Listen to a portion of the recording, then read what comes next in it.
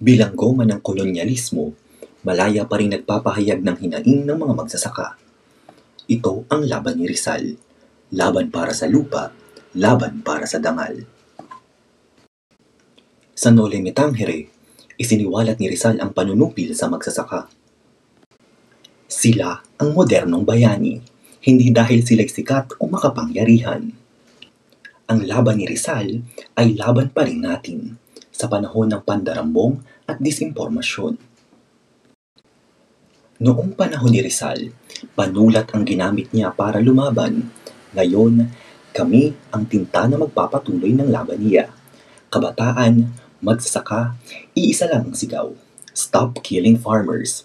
Hanggang ngayon, lupa pa rin ang inaagaw, magsasaka pa rin ang pinapatay. Pero hindi kami mananahimik. Sa sining, sa musika, sa entablado ng UP Fair Elements, doon maririnig ang boses ng mga inaapi.